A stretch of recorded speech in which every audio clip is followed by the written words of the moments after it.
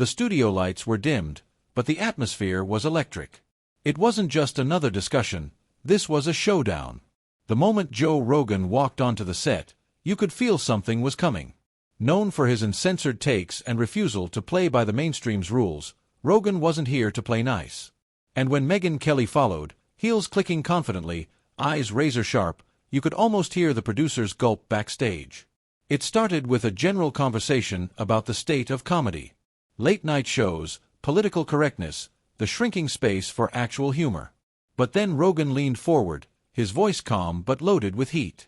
"You know what's crazy," he said. "Guys like Jimmy Kimmel used to be rebels. He used to be funny.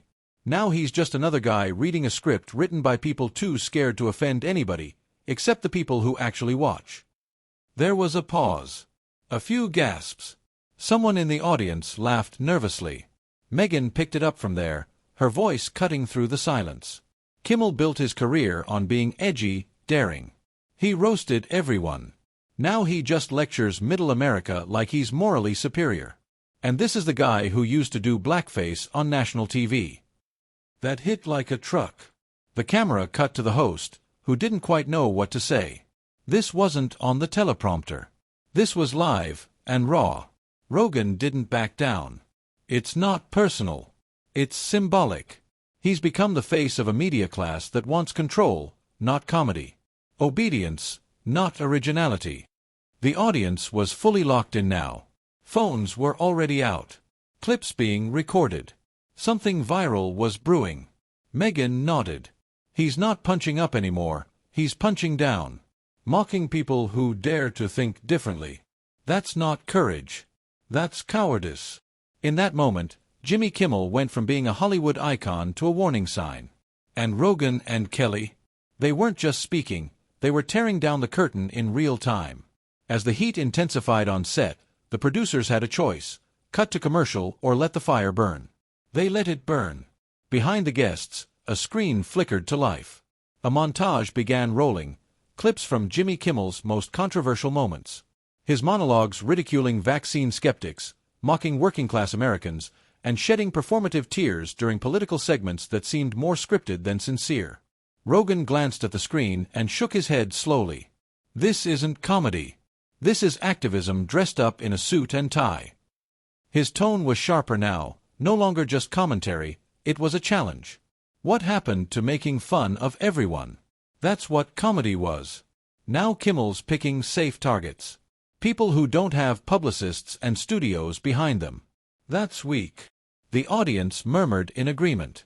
Megyn Kelly, seated to his right, leaned in with that signature no-nonsense delivery. "You want to know what changed?" she asked rhetorically. Kimmel stopped being hungry. He got safe. He got scared. He realized it was easier to preach to the choir than to challenge the whole room. And now he's just another mouthpiece for a culture that rewards obedience and punishes curiosity. There were audible gasps in the studio. Rogan cracked a smirk. And the irony. The guy who used to do the man show is now lecturing us on morality. Megyn chuckled. Yeah, the guy who bounced women on trampolines in bikinis now lectures blue-collar parents on how to raise their kids. The studio audience erupted, some in laughter, some in disbelief. And somewhere in Hollywood, Jimmy Kimmel probably felt the sting. Because this wasn't just personal, it was public. And it was happening live. The host tried to steer the conversation back to neutral ground, but it was too late. The spotlight had shifted. The story wasn't about media trends anymore. It was about one man, and the cultural mask he had worn for too long. Joe and Megyn weren't just questioning his comedy. They were dismantling his credibility, piece by piece, with millions watching. By the time the segment hit social media, it was already out of the network's hands. Clips of Joe Rogan's jabs and Megyn Kelly's takedowns exploded across every major platform. YouTube Reels, Instagram Shorts, X Threads, it was everywhere. The headlines wrote themselves. Rogan dismantles Kimmel's legacy in 30 seconds flat. Megyn Kelly just said what everyone was thinking about Jimmy Kimmel. Within hours, the hashtag Kimmel Roasted began trending worldwide.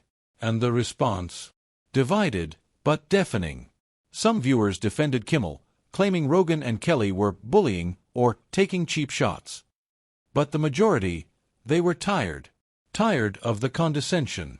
Tired of being talked down to by celebrities who lived in gated mansions and played moral referee on late-night television. Joe Rogan posted a simple tweet. Comedy isn't supposed to protect the powerful. That tweet alone racked up millions of views in minutes. Meanwhile, Megyn Kelly took to her show, not backing down for a second. Kimmel's response proves our point, she said.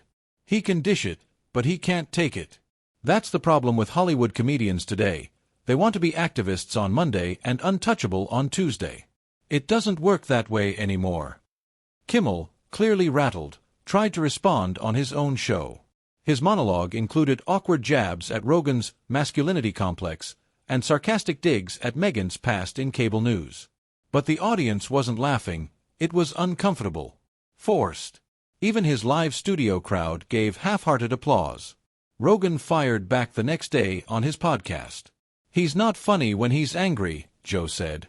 And he's angry because we're not afraid of him anymore. That's the truth.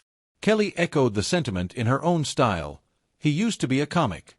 Now he's a commentator who forgot how to take a joke. What started as a moment turned into a movement. People weren't just sharing clips, they were sharing their feelings. Frustrations. Years of watching celebrities mock them, preach to them, silence them. This wasn't just Joe and Megyn versus Jimmy. It had become us versus them. Truth versus theater. And comedy was finally on trial. The shockwaves didn't stop after the show ended. In fact, they only got louder. What had begun as a fiery exchange on live television evolved into a cultural earthquake. For years, late-night hosts like Jimmy Kimmel were seen as untouchable, safe behind the glow of polished stages, studio applause, and corporate backing. But now, that illusion had cracked. Rogan and Kelly didn't just criticize him, they tore down the entire facade of elite media comedy with surgical precision. The fallout was immediate. Major publications scrambled to defend Kimmel. Opinion pieces flowed in, trying to paint Rogan as a dangerous voice, and Megyn Kelly as a disgruntled ex-anchor. But none of it stuck. Because the people had already decided. The clips were too real. The hypocrisy too obvious. The laughter too fake. Kimmel's ratings saw a noticeable dip in the following weeks. Viewers weren't just switching channels, they were switching mindsets. And while his defenders cried unfair, millions quietly nodded in agreement with what Rogan and Kelly had said out loud, we're done being talked down to. Joe's podcast episodes about the moment broke records. Megyn's YouTube comment sections filled with messages like, finally, someone said it, and thank you for calling it out. But it wasn't about personal wins for them. It was about a cultural shift. A reset. A warning to the media machine that the audience is no longer asleep and no longer amused. Megyn said it best in a follow-up interview. This wasn't a hit piece. This was a mirror. And if people don't like what they see, maybe it's time to change. Rogan added his own closing thoughts. If you're going to be in comedy, be funny. If you're going to do politics, do it with honesty. But don't stand on a pedestal and act like you're better than the people who built your career.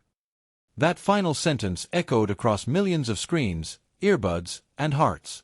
Because what they did that night wasn't just roast a man. They roasted a system. And in doing so, they reminded the world that truth doesn't need applause. It just needs a microphone and the courage to speak into it.